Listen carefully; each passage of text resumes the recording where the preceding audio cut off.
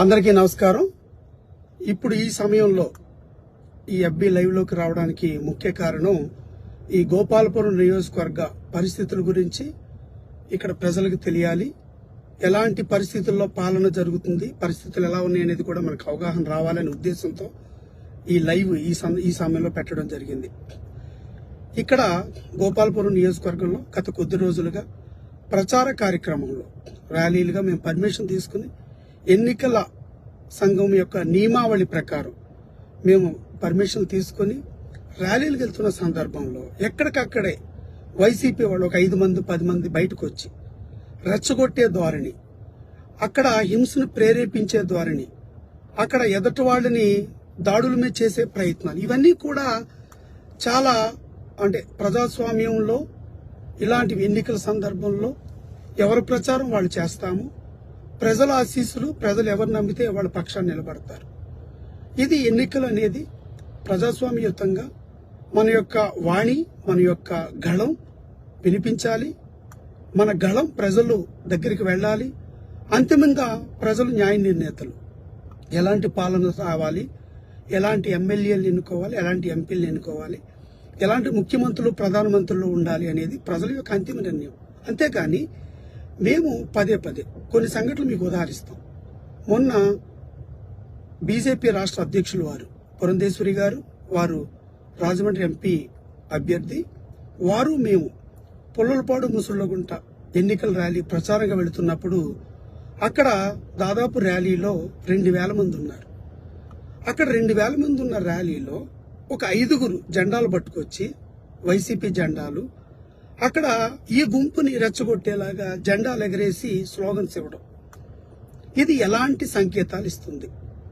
మరి అక్కడ తెలుగుదేశం కానీ, జనసేన కానీ, బీజేపీ కానీ క్రమశిక్షణ కలిగిన నాయకులు, కార్యకర్తలు కాబట్టి సంయమనం పాటించారు.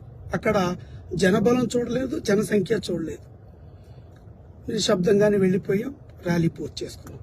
మళ్ళీ దోపచర్ల పంచాయతీ సంబంధించి కొత్తగూడెంలో ర్యాలీ జరుగుతున్న సందర్భంలో అక్కడ ఎక్కడ అంబేద్కర్ గారి విగ్రహం ఉన్నా, బాబు జగజ్జీవనరావు గారి విగ్రహాలున్నా అక్కడ విధిగా మేము దిగి పూలదండతో వాళ్ళని సన్మానించుకుని ఘన నివాళులు అర్పించి వారి యొక్క ఆశయాన్ని స్మరించుకుంటూ ఆ ఆశయ సాధన కోసం రాజకీయాల్లో మేము ఏం చేయాలనుకుంటాం అనేది అక్కడ సందర్భోచితంగా మాట్లాడడం అనేది సబబు, అది పరిపాటి. అలాంటి సందర్భంలో కొత్తగూడెంలో అంబేద్కర్ గారి విగ్రహానికి అడ్డుగా వైసీపీ జెండా పెట్టడం, ఆ రోజు కూడా దాదాపు 500-600 మంది కార్యకర్తలు ర్యాలీలో ఉన్నాం. అదేవిధంగా అక్కడ వాళ్ళు 4-5 నుంచి లేరు. ఈ జనమంతా మేము పోగుబెట్టిన జనం కాదండి. స్వచ్ఛందంగా మేము అక్కడ ప్రచారానికి వెళుతున్న సందర్భం తెలుసుకొని ఊరిలో ప్రజలు మొత్తం కూడా రోడ్డు మీదకి వస్తున్న సందర్భం, అదేది మేము కావాలని జనాన్ని పోగొట్టి తీసుకొచ్చిన సందర్భం ఎక్కడ జరగదు. అలాంటి సందర్భంలో ప్రజలే స్వచ్ఛందంగా వాళ్ళు ర్యాలీగా మేము వెళ్ళినప్పుడు, ఆ ఊరు వెళుతున్నామన్నప్పుడు వస్తున్న జనం అది. కానీ ఇలాంటి సందర్భాల్లో ఏదైతే పోలీసు వారు వాళ్ళు ఈ శాంతి భద్రతల పరిరక్షణ చూడాలి. ఈ రోజు కార్యక్రమం అయితే నా సొంత గ్రామైన ప్రకాశరావుపాలెం కానీ, నల్లజర్ల కానీ మేము షెడ్యూల్లో పెట్టుకున్నప్పుడు మాకు రాత్రి 1 గంట వరకు మమ్మల్ని వేచి చేయించి ఎలాంటి పర్మిషన్లు ఇవ్వకుండా పరిమితంగా కొన్ని గ్రామాలకు మాత్రం ఇచ్చారు. అయినప్పటికీ మేము చట్టాన్ని గౌరవించి, ఎన్నిక నియమావళిని గౌరవించి మేము పరిమితంగా మాకు ఇచ్చిన కొన్ని గ్రామాల ప్రచారానికి వెళ్ళాం. మరి మీరు శాంతి భద్రతల అంశం తలెత్తుద్దని చెప్పి మీరు పర్మిషన్ కొన్ని ఊర్లకు పరిమితం చేశారు మమ్మల్ని. మరి మేము తిరిగే ఊర్లోకైనా మీరు అక్కడ పోలీసు వారు ఎలాంటి అసంఘటిత కార్యకలాపాలు జరగకుండా, ఎలాంటి ఇష్యూ జరగకుండా చూడాల్సిన బాధ్యత మీదే కదా. ఈరోజు చోడవరంలో మేము వెళుతున్నప్పుడు మాకు పర్మిషన్ ఇచ్చారు. చోడవరం మేము ర్యాలీ చేసుకుని మేము ప్రచారం చేసుకుంటూ వెళుతున్నాం. ఆ సందర్భంలో వైసీపీ వాళ్ళకి ఏంటంటే పని, మీరు 10 మంది జెండాలు పట్టుకొచ్చి జెండాలు ఊపి అంటే ఏంటి ఉద్దేశం? మా ప్రచారాన్ని అడ్డుకోవడమా? అంటే ప్రజలు వచ్చే మద్దతును మీరు చూడలేకపోతున్నారు. మీకు ప్రచారానికి కానీ, మీరు చేసే ఏదైతే వెళ్లే ఊర్లోకి మీకు స్పందన కానీ దాదాపు శూన్యం. ఆ ఫ్రస్ట్రేషన్ ఉన్నట్టు మాకు అనిపిస్తుంది. పోలీసు వారైనా కనీసం వారిని కంట్రోల్ చేయడము లేదు, వాళ్ళని అదుపులో తీసుకోవాలి. ఎందుకంటే ఎన్నికల నిబంధనల ప్రకారం అలా గుమికూడి రెచ్చగొట్టే సందర్భంలో పోలీసులే దాన్ని కంట్రోల్లో తీసుకుని అలాంటి ఇష్యూని సుమోటోగా తీసుకుని స్పందించాలి. నాకు పోలీసుల ప్రవర్తన కూడా చాలా విచిత్రంగా అనిపిస్తుంది. ఎస్పీ గారు మీకు కానీ, అలాగే అడిషనల్ ఎస్పీ గారికి కానీ, డిఎస్పీ గారు కానీ, సిఐ గారికి కానీ, ఎస్ఐ గారికి కానీ, మీరందరికీ నా విన్నపం ఏంటంటే, మీకు ఇలాంటి సంఘటనలు జరుగుతున్నాయో తెలుస్తున్నా మీరు ఎందుకు వాళ్ళని అదుపులోకి తీసుకోవట్లేదు? మీరే ప్రోత్సహిస్తున్నారా? అంటే మాకు అక్కడ హోమ్ మినిస్టర్ గారు ఉన్నారు, ఇంకా వారి యొక్క ఆదేశాల అనుసారం పనిచేస్తున్నారేమో నాకు అనిపిస్తుంది. ఎందుకంటే ఎన్నికల కోడ్ వచ్చేసింది. ఎన్నికల కోడ్ వచ్చేసాక మీరు ఎలక్షన్ కమిషన్ పరిధిలో ఉంటారు. ఎవరికి నిబంధనలు అందరికీ, హోమ్ మినిస్టర్ గారైనా ఒకటే, మద్దిపాటి వెంకటరాజు అయినా ఒకటే, ఇద్దరు అభ్యర్థులే,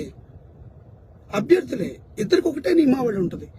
మీరెందుకు అలా రెచ్చగొట్టే వాళ్ళని, అలాగే ఇబ్బందులు పెట్టేవాళ్ళని మీరు ఎందుకు అదుపులో తీసుకోవట్లేదు? మరియు ఈ రోజు నల్లజర్లలో బాపిరాజు గారి స్వగృహం దగ్గర మీరు ఎన్నికల సమయం అంటే ప్రచార సమయం అయిపోయిన తర్వాత మీరు ప్రచార సందర్భంలో ర్యాలీగా వెళతారు, అది సర్వసాధారణం. కావాలని అయిపోయిన తర్వాత మళ్ళీ బాపిరాజు గారి ఇంటికి వచ్చి బైకులు వేసుకొచ్చి గుంపులుగా వచ్చి అక్కడ గొడవ చేయడమే కాకుండా ఏం చేశారు? మా నాయకుల యొక్క ఒకరు తల పగలగొట్టారు.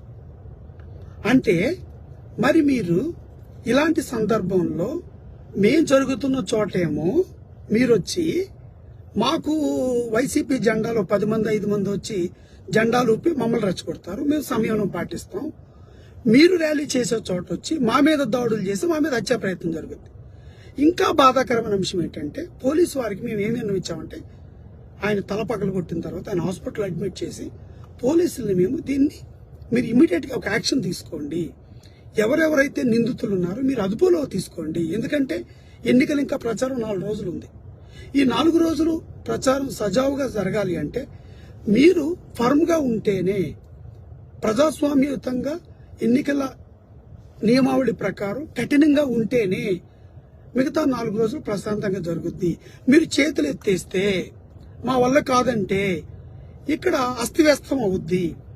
బలవంతుడిదే రాజ్యం అవుద్ది. ఎవరికి జనబలం ఉంటే వాళ్ళదే రాజ్యం అవుద్ది. అది కాదు కదా, ప్రజాస్వామ్యంలో ఉన్నాం కదా, ప్రజాస్వామ్యయుతంగా ఎన్నికలు జరగాలి కదా, ఇదే కదా మేము కోరుకునేది. కాబట్టి పోలీసు వారి యొక్క స్పందన అయితే నాకు ఈ విషయంలో చాలా ఆశ్చర్యానికి గురి చేసింది, చాలా బాధేస్తుంది. మీరు ఇంకా హోమ్ మినిస్టర్ గారి పరిధిలో ఉండరు. దయచేసి ఎక్కడైనా ఒక సంఘ విద్రోహ శక్తులు చొరబడుతున్నా, రెచ్చగొట్టే ప్రయత్నాలు చేస్తున్నా మీరు వాటిని అదుపు చేయాల్సిన బాధ్యత మీద ఉంది. గోపాలపురం నియోజకవర్గ ప్రజలకి నేను ఒక విన్నపం అండి, మీరు కూడా ఆలోచించండి.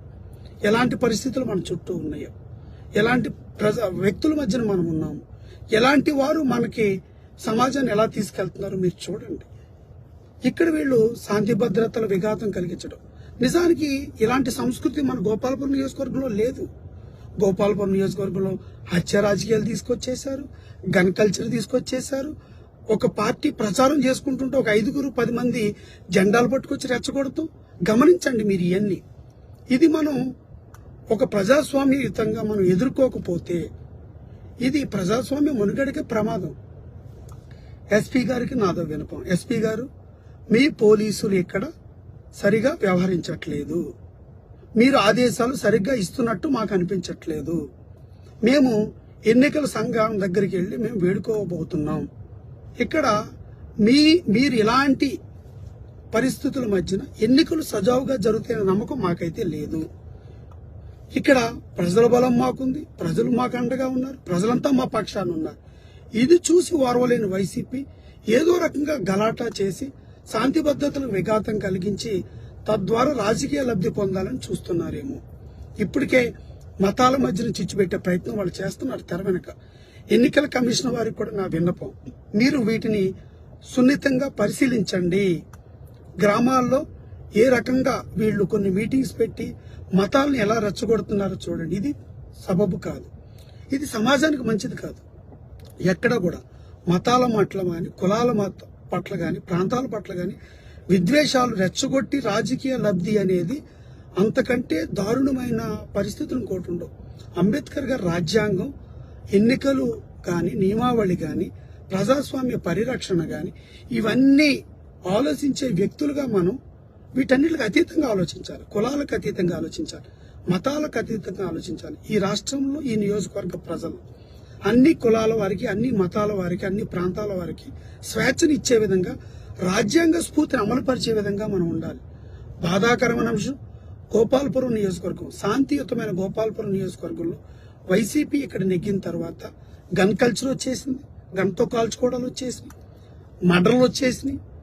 ఈ రకంగా రకరకాల సంఘ విద్రోహ శక్తులు, గంజాయి చొరబడిపోయింది, కల్తీ మద్యం, సారా విక్రయాలు, ఇలాగంతా కూడా చిన్న భిన్నం చేసేశారు. కాబట్టి పోలీసులు వారిని మరొకసారి వేడుకుంటున్నాం, అయ్యా మేము ప్రజాస్వామ్యవాదులం, మేము ప్రజాస్వామ్యయుతంగానే ఉంటాము. ఈ ప్రజాస్వామ్యాన్ని రక్షించాల్సిన బాధ్యత మీ పైన ప్రప్రథమంగా ఉంది. ఎస్పీ గారు మీరు వెంటనే కలగజేసుకోండి. ఇక్కడ హోంమంత్రి గారు, వారి యొక్క అనుచరులు ఇక విధ్వంసం సృష్టిస్తున్నారు. వాళ్లే మమ్మల్ని కొడతారు, వాళ్లే మా తలల పగలు కొడతారు, వాళ్లే హాస్పిటల్లో జాయిన్ అయ్యి వాళ్లే రివర్స్ కేసులు పెడతారు. ఇదేంటండి? ఎటుపోతున్నారు సమాజం? మా నాయకుడు తల పగలడం నిజం, ఆయన ఇప్పుడు హాస్పిటల్ అడ్మిట్ చేయడం నిజం, ఆయనకు కుట్లేయడం నిజం, ఆయన ఇప్పుడు ఐసీయూలో ఉండడం నిజం. ఇవన్నీ నిజాలు. రక్తం కారడం నిజం. గాయపడింది మా నాయకుడు, మా కార్యకర్త.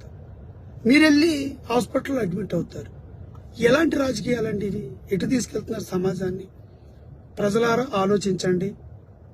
మీరు కూడా పూర్తిగా అవగాహన తెచ్చుకొని ఎలా పదే పదే రెచ్చగొడుతున్నారు, ఎలా ప్రజల్లో విద్వేషాలు రెచ్చగొడుతున్నారు, ఎలా భయభ్రాంతులు గురి చేస్తున్నారు, ఈ విషయం కూడా మీరు గమనించమని. ఇంత అర్ధరాత్రి ఇప్పుడు లైవ్లోకి రావడానికి కూడా ముఖ్య కారణం, ప్రజలకు నిజాలు తెలియాలి, ఇక్కడ ప్రజాస్వామ్యాన్ని రక్షించాలి. పోలీసుల మీద నాకు నమ్మకం లేదు. నమ్మకం లేదు అంటే ఇది బాధాకరమైన అంశమే.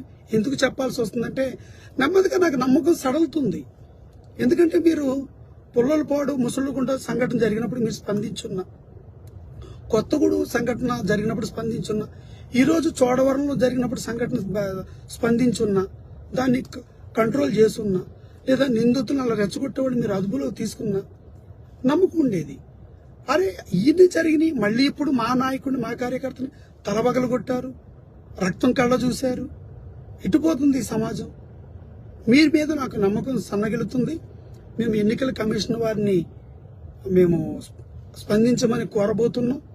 మాకు ఇక్కడుండే ఎస్పీ గారు కానీ, ఏఎస్పీ గారు కానీ, డిఎస్పీ గారు కానీ ఈ విషయం మీద మీరు తక్షణం స్పందించి నిందితుల మీద మాత్రం మీరు చర్యలు తీసుకోకపోతే మేము ఎన్నికల సంఘాన్ని మేము రిక్వెస్ట్ చేయాల్సి వస్తుంది. మీరందరినీ మార్చి ఎన్నికలు ఇక్కడ సజావుగా జరిగే విధంగా ప్రజలు ఎవరిని కోరుకుంటారో వాళ్లే ఇక్కడ ఎమ్మెల్యేలు అవ్వాలి, ఎంపీలు అవ్వాలి. ఆ దిశగా మీరు చర్యలు ఉండాలని తెలియజేస్తూ ప్రజాస్వామ్యాన్ని రక్షించమని వేడుకుంటూ ఒక ప్రజాస్వామ్యవాదిగా కోరుకుంటున్నాను. అందరికీ నమస్కారం అండి, ధన్యవాదాలు. మద్దిపాటి వెంకటరాజు, తెలుగుదేశం పార్టీ, జనసేన, బీజేపీ బలపరిచిన ఎమ్మెల్యే అభ్యర్థి, గోపాలపురం నియోజకవర్గం. థ్యాంక్ యూ అండి.